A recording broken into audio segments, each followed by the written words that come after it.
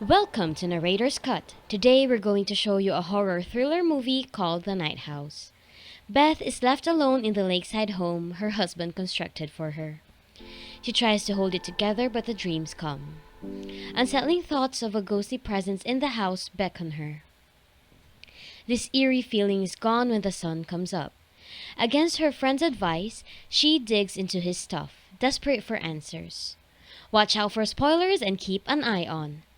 Beth had recently experienced the death of her husband, Owen, through suicide.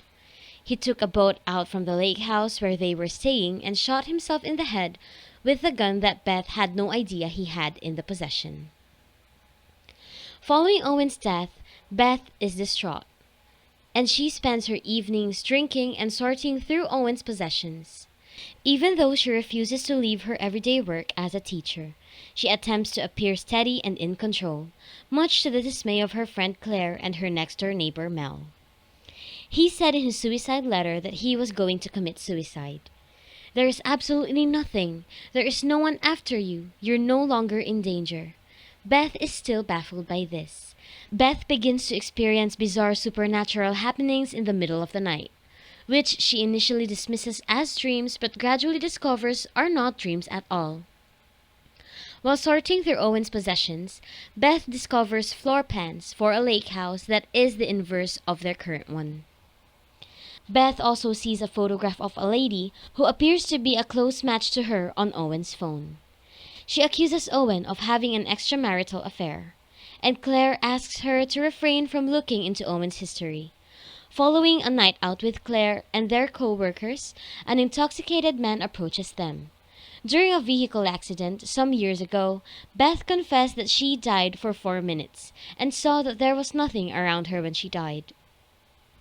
Owen had always disagreed with her on this, and he was on the verge of convincing her otherwise before he died. Beth also discloses that she has suffered from depression and that Owen began sleepwalking a year ago, prompting Beth to express fear that she may have passed on her negative emotions to him through him. Beth is startled awake by a mysterious presence in the middle of the night and watches a group of terrified ladies fleeing through the woods. While investigating, she discovers blood on the boat. Where Owen committed himself and is haunted by an invisible presence. In her journey across the lake to explore a particular set of lights, Beth discovered an inverted replica of her and Owen's house, as well as ghostly forms of women accompanying Owen on his journey. She falls asleep and wakes up the following day at her own home before she has a chance to explore. Mel, who has shown worry for Beth's mental well-being, meets her when she returns to the house for the second time. She locates the house. However, it is not finished and is entirely vacant this time.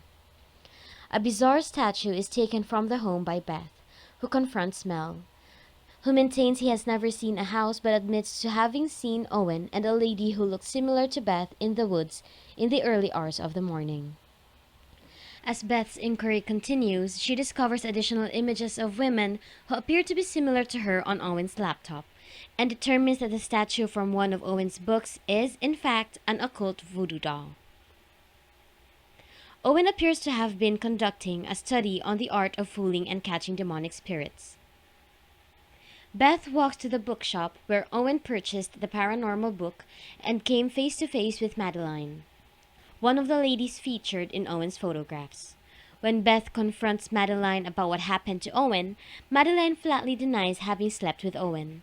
Beth is plagued by a shadow of Owen when she returns to the house. Beth pays a visit to Claire, who requests that Beth take a few days off from the place. Beth accepts and returns home to begin packing. Angry with the ghosts in the house, she threatens him and demands to know the truth. Madeline has arrived at the residence.